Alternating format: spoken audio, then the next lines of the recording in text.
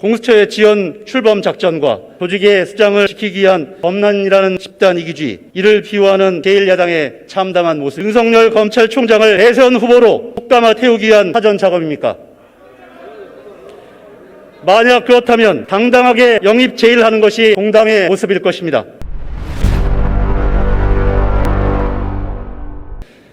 저는 조선 언어로서 오늘 이 자리는 국회의 저의 첫 자유 발언 자리입니다.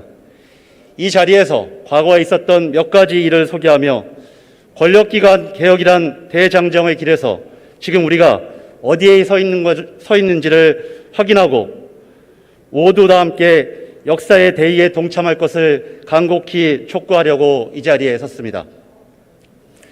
지금으로부터 불과 34년 전인 1986년 이른바 국회에서는 국회 국방위 회식 사건이라는 전대미문의 일이 터졌습니다. 전두환 군사독재하에서 서슬퍼런 한화에 주신 군인들은 여야 원내 총무를 비롯한 국회의원들을 농락했고 심지어 당시 여당 원내 총무를 무참히 폭행하기까지 했습니다. 그러나 국민의 대표인 국회는 무기력했습니다. 이 무기력함을 대신한 것은 국민이었고 군사독재를 몰아내고 민주화를 이뤄냈습니다. 문민정부가 탄생하고 하나의 척결을 통해 우리 정치에 수십 년간 드려졌던 군부의 그림자를 지우기 시작했습니다. 그러나 국민의 피로 군사독재를 몰아낸 그 자리에 그동안 군사정부의 하수인 노릇을 하던 검찰이 자리를 틀어앉기 시작했습니다. 유신헌법을 만들었던 검사 김기춘은 법무부 장관이 되어 1992년 대선을 앞두고 우리가 남이가를 외치며 지역감정을 선동했습니다.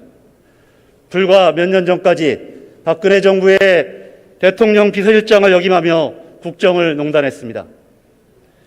1991년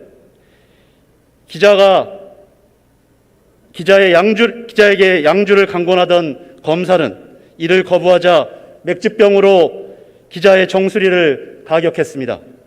처벌은커녕 후에 박근혜 정부의 민정수석에 오르는 일도 있었습니다. 검사들은 검사 동일체와 자신들만이 가지고 있는 수사와 기소라는 무기로 자신들의 권력을 강화해 나간 것입니다. 이 무소불위의 권력을 개혁하기 위해 수사와 기소를 분리하고 공수처를 설치하고자 하는 개혁의 들뿌리 국민들로부터 터져나온 것은 너무나 당연한 역사입니다. 공수처가 처음 제안된 것이 이미 1996년입니다. 그러나 이 개혁의 길은 정치, 검찰과 기득권 세력에 의해 번번이 좌절되었습니다. 하지만 국민들은 이 방해를 그대로 놔두지 않았습니다. 국정농단에는 촛불을 들었고 공수처를 제대로 출범시키라며 21대 총선을 통해서 지상명령을 내렸습니다. 하지만 지금 우리가 지켜보고 있는 것은 공수처의 지연 출범 작전과 조직의 수장을 지키기 위한 검난이라는 집단 이기주의, 이를 비호하는 대한민국 제1야당의 참담한 모습입니다.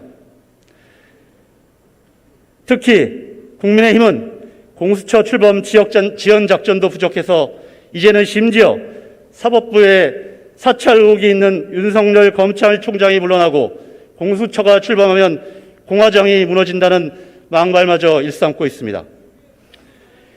과거 정권을 유지하기 위하여 검찰을 흉기로 휘두르던 정당이 이제는 검찰 정치와 사법부에 대한 불법 사찰을 옹호하고 사상 최초의 정치인 검찰총장 표에 앞장서고 있는 모습은 철량하기까지 합니다. 국민의힘당 의원님들에게 묻습니다.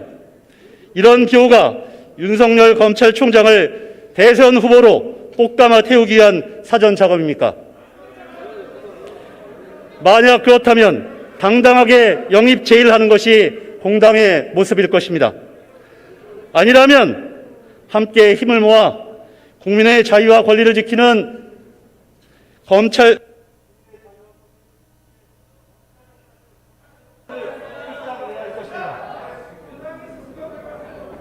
이제 검찰 위한 검찰의 시대, 정치 검찰의 시대는 끝이 나야 합니다.